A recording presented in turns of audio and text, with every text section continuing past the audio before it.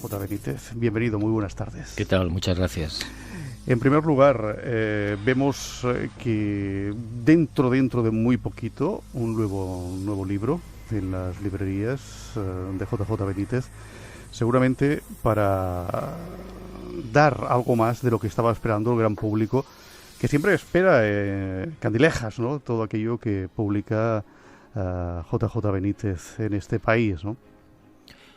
Bueno, está anunciado, sí, para septiembre, creo que el 6 o el 7, coincidiendo con mi 70 aniversario, coincidiendo con mis 44 años de investigación en el fenómeno OVNI, la salida de un libro conmemorativo. Un poco yo le debía a los lectores ese libro de casos de OVNIs inéditos en todo el mundo, solo para tus ojos. Y bueno, pues a ver qué es lo que pasa. Porque hablando de ovnis, hubo un tiempo en este país, en España, que todo el mundo decía ver ovnis, ¿no? Podemos hablar de los años 70, que incluso aquel semanario tan famoso que era El Caso, en alguna ocasión había publicado alguna noticia sobre ovnis que se veían en España.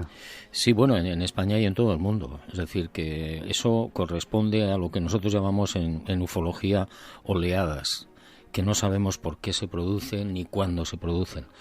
Y en esa época, desde los años 50, 54 hasta el 80 prácticamente, se registró una oleada muy importante en todo el mundo, por supuesto aquí también. Y hubo mucha gente que vio objetos, naves, tripulantes de todas clases, ¿no? Después eso descendió mucho, la oleada desapareció y estamos pendientes los investigadores de que en algún momento se pueda producir otra oleada, con lo cual me imagino que el interés de la gente, los medios de comunicación, etcétera, volverán a ponerse a las pilas y a ver, porque se siguen produciendo casos. Los investigadores sabemos que casi todos los días hay casos, pero los medios están en otras batallas y en otras guerras. Claro, y después de todos estos años de investigación, de buscar sobre el fenómeno OVNI, ¿has llegado a alguna conclusión clara sobre el fenómeno? Sí, no muchas, pero sí muy certeras. Por ejemplo, que es un fenómeno real, que no es un invento. Segunda, que no son humanos, que son muchas civilizaciones que no son de aquí. Tercera, que tienen una tecnología mágica, avanzadísima, de la que no podemos ni sospechar siquiera, lo mismo que mi abuela no podía saber lo que era el wifi, ¿no? Claro.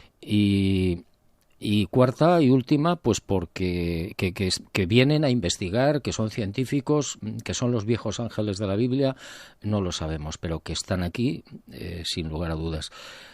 Y esto produce cierta risa, ¿no? Porque hay proyectos astronómicos, se gastan cifras idénticas en la búsqueda de inteligencia extraterrestre.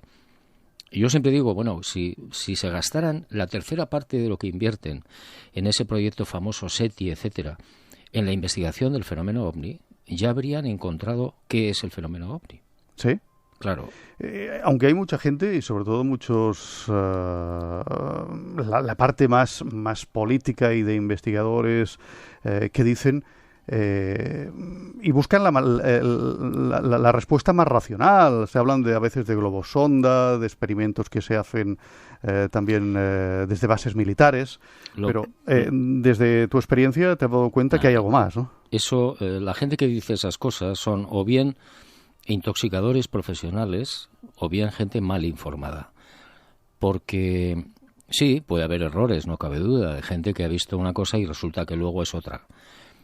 Pero en general, el 99% de los testigos que yo conozco y que conocen otros investigadores, y yo llevo ya 44 años en la investigación, te están contando algo que saben que no es de aquí.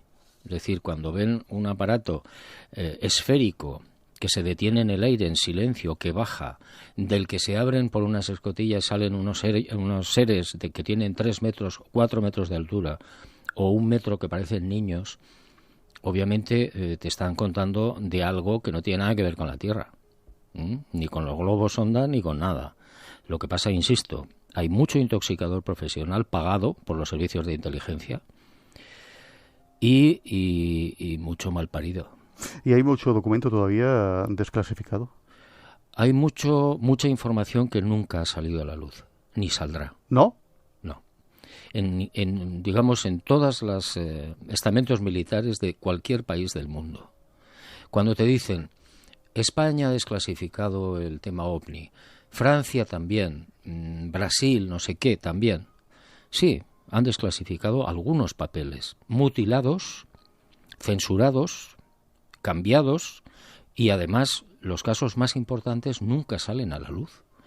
Y lo digo por experiencia, porque sé y tengo algunos de esos expedientes que nunca salieron a la luz, que están en mis archivos. ¿Y el famoso caso Roswell? Bueno, ¿Qué hay de cierto en ello? Es un paradigma, ¿no? Es un clásico. Es un clásico, sí. Dentro de la investigación. Yo personalmente creo que una nave no humana cayó en esa zona de Roswell, en Nuevo México, Estados Unidos.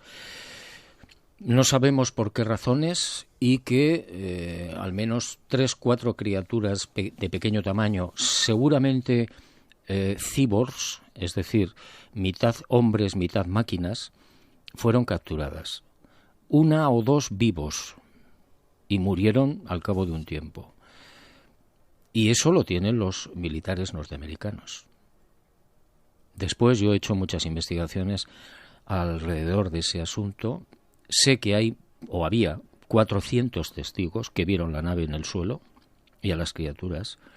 Y conozco incluso a alguien, militar, ingeniero, que pudo contemplar las piezas que se han ido sacando de la nave estrellada para experimentar con ellas y ver para qué sirven. Hay un libro muy conocido de un coronel norteamericano que ya murió, donde habla de cómo a raíz de la experimentación con esas piezas sacadas de la nave de Roswell se han ido descubriendo, entre comillas, la fibra óptica, el microchip, una serie de inventos que no son nuestros. Caramba, JJ Benítez presentando en Barcelona Una luz en el interior. En Boquet, el sello de bolsillo de Planeta, publica las obras esenciales del autor y sigue trabajando en la recuperación de toda su biblioteca.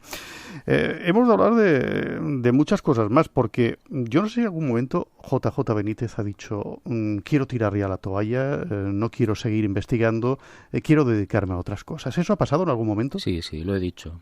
Lo he dicho, y además lo he dicho públicamente, lo he dicho en mi página web incluso, pero siempre ocurre algo, siempre pasa algo que me empuja y que me sigue obligando a investigar y a hacer nuevos viajes y a sacar más libros, contra mi voluntad en muchas ocasiones. O sea, yo sigo investigando en silencio y con mucho gusto, porque me interesa el tema. Pero después de 44 años te faltan las fuerzas. Claro, ya he investigado mucho también de lo que hay o de lo que puede haber después de la muerte. Sí. Ahí hay un montón de casos, ¿no? Creo que más de 160. Además, también lo recoge uno de tus libros, de tus publicaciones, sí. ¿No? Se titula Estoy bien. Estoy bien, exacto. Y yo ahí saqué, unos 160 casos. Había en mis archivos, hay como 1 millar de casos. Y yo seleccioné un centenar largo que me parecieron muy interesantes, muy plásticos, donde se demuestra que hay algo más, que después de la muerte sigue la vida, que sigue en unas condiciones que ni siquiera podemos imaginar, que es un lugar espectacular al que va todo el mundo, sea bueno, malo o regular. Y sigo investigando también ese tema. ¿Y se puede conectar con esas personas, por llamarles de alguna manera personas o entes que han traspasado el umbral de la muerte? Pues yo creo que es muy complicado y muy complejo. Hay algunas personas que tienen capacidad paranormal que sí tienen la posibilidad de hacer una conexión con este tipo de criaturas, ¿no?, que ya están muertas, pero son los menos. Es decir, es muy difícil. Yo conozco algún caso en el que el medium ha podido conectar con alguien y le ha transmitido una información muy concreta. Pero lo habitual, lo normal, es que los testigos ven a sus amigos o parientes muertos, o bien en sueños muy lúcidos, o bien en la realidad, ¿no? Y les comunican una serie de cosas muy concretas, que es lo que te estremece, ¿no? Y normalmente cuando hay esos contactos, prácticamente todo el mundo dice que nota frío, ¿no? Que nota como una brisa fresca. ¿Eso qué es lo que quiere decir? Y sobre todo también que normalmente dicen que se encuentran bien allí donde están. Sí, estoy bien. Estoy bien. Es lo que repiten, ¿no? Estoy bien, no te asustes, estoy bien. Bueno, pues el frío es una constante. No siempre, pero en un 90% de los casos que yo conozco, que yo he investigado, el testigo previamente siente un frío helador, como si estuviera en una cámara frigorífica. Y cuando desaparece la persona en cuestión, ese frío se extingue. Uh-huh. No sabemos por qué, qué es lo que pasa. Es decir, la criatura que se presenta necesita de un lugar muy esterilizado, que es lo que te da el frío, o es la propia presencia la que arrastra el frío. No lo sabemos, sinceramente. Claro, porque además nosotros siempre, cuando no hemos tenido contacto con una persona del más allá, por llamarlo de alguna manera, siempre nos invade la sensación de miedo, ¿no? Pero la gente que has podido investigar y los casos dicen que no han tenido miedo a ese ente, a ese muerto que les ha parecido. La mayoría dicen que no han sentido miedo. Otros sí. ¿Sí? Incluso alguno se ha puesto de pie en la cama y ha intentado darle de puñetazos a su abuelo muerto, y los puños le traspasaban a la figura del abuelo. Pero la mayoría es como si lo envolviera una atmósfera de paz, como si le inyectaran, entre comillas, algún tranquilizante, ¿no? Y no reaccionan con temor, sino con sorpresa, se quedan, absortos, escuchando lo que le está diciendo el familiar muerto o el amigo muerto, o simplemente contemplándole, que claro, imagino que una persona que ha muerto hace 2 años o 5 años y se presente a los pies de tu cama y te diga, dile a mi hija fulanita que no llore más por mí, porque estoy bien, eso te tiene que sobrecoger, ¿no? ¿Se pueden tocar?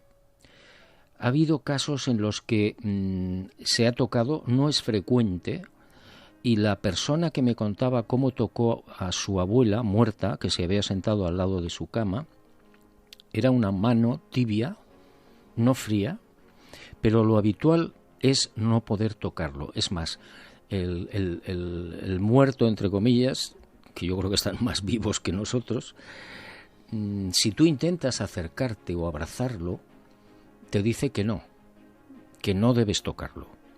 Eso puede ser por varias razones. Una, porque si tú te acercas a lo mejor no lo vas a tocar y te puedes asustar mucho, porque si le estás viendo que tiene un cuerpo, pero cuando haces así para tocarlo, atraviesas el brazo, te puedes asustar. O bien porque haya otra razón, desconozco cuál, por la que le dice que no. Eso ya está en las palabras de Jesús de Nazaret cuando resucita y le dice creo que era María Magdala, ¿no? Y le dice, no me toques porque no he ido al Padre, que para mí es una forma, digamos, aproximada de decirle la verdad. No tenía por qué ser la verdad.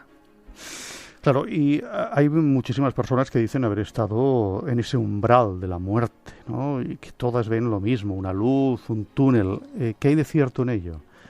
¿Qué has podido investigar? He investigado muchos casos, bastantes. No he publicado nada sobre experiencias cercanas a la muerte y efectivamente la mayoría te hablan de una sensación de ingravidez, ven su cuerpo allá abajo en el quirófano donde están los médicos muy apurados tratando de sacar adelante